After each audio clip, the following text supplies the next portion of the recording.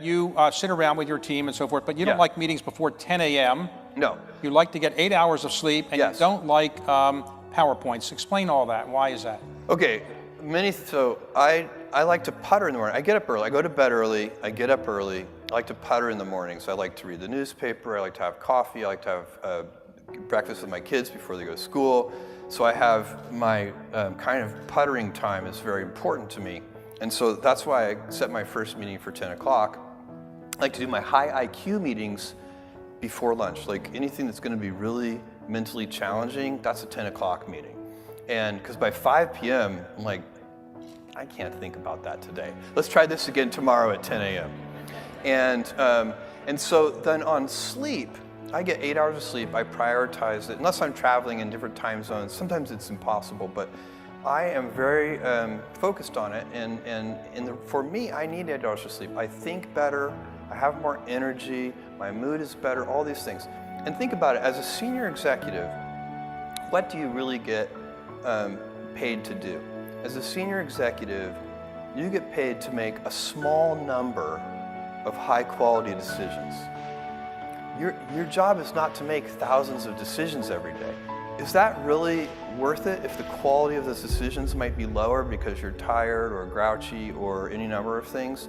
Now, it's different if it's a startup company. I mean, you're really, when Amazon was 100 people, it's a different story, but Amazon's not a startup company, and all of our senior executives operate the same way I do.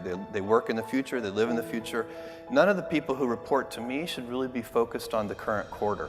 I always tell people, sometimes I get, we'll have a good quarterly conference call or something, and Wall Street will like our quarterly results, and people will stop me and say, congratulations on your quarter, and I say thank you, but what I'm really thinking is, that quarter was baked 3 years ago.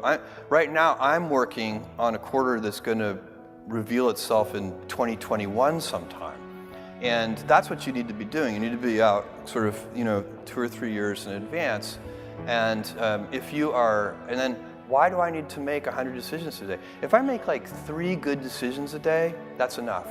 And they should just be as high quality as I can make them. So, yeah, it really has not. I'm very proud of the culture that we have at Amazon, and I think of it as a gold standard culture for innovation and pioneering work, and the people I work with, these people who they're missionaries for what they do. They are, if you're giving great customer experience, the only way to do that is with happy people. You can't do it with a set of miserable people, watching the clock all day. So does that include work-life balance and all those things? Yes, but I teach 3 leadership classes a year at Amazon. I'm a part of it. They're bigger classes, but I come in and teach a session. And I always talk about work-life balance, except I like to use the phrase work-life harmony rather than balance, because to me, balance implies a strict trade, whereas I find that when I am happy at work, I come home more energized, I'm a better husband, a better dad, and when I'm happy at home, I come in and better boss and better colleague. And so it's not, you could be out of work and have terrible work-life balance. Even though you've got all the time in the world, right. You could just feel like, oh my God, I'm miserable, and you would be draining energy. And so you have to find that harmony. It's a much better word. And I think for most people, it's about meaning. People want to know that they're doing something interesting and useful. And for us, because of the challenges that we have chosen for ourselves, we get to work in the future, and it's super fun to work in the future for the right kind of person. There are people, who, ours is an environment that embraces a lot of change. We have to, because the internet is changing, the technologies that we use are changing. We operate at the intersection of technology and retail, both of which are highly competitive industries.